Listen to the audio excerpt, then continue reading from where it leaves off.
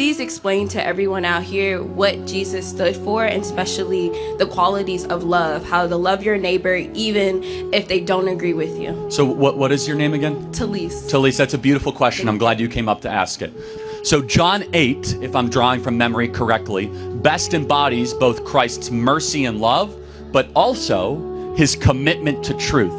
And sometimes in the modern gospel, we overemphasize the grace and we underemphasize the truth. Yeah. And so we are far too willing to say, hey, Jesus loves everybody, but we don't get to the second part of the conversation that says Jesus doesn't want you to live in sin. So this is, in John 8, it's best embodied, right? Almost every Christian in this audience will be able to tell you the first part of this, which is a bunch of Sadducees and Pharisees who are standing around with rocks, and they're about to stone the prostitute woman. And Jesus comes up and says, let the first among you without sin cast the first stone. And everyone starts dropping the rocks. But what comes next shows that Christ is not just grace-focused, he's simultaneously truth-focused. He goes up to the woman who had a career in selling herself for sex and said, sin no more.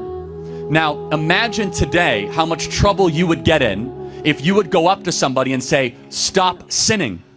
Oh, you're being too judgmental. No, you're actually being Christ-like. So Jesus stood. He was 100% grace and truth. And that tension is very hard in a modern world because we want to overemphasize grace when in reality Christ loves us too much to have us continue to live in sin. He wants us to try to elevate our actions to glorify God in all that we do.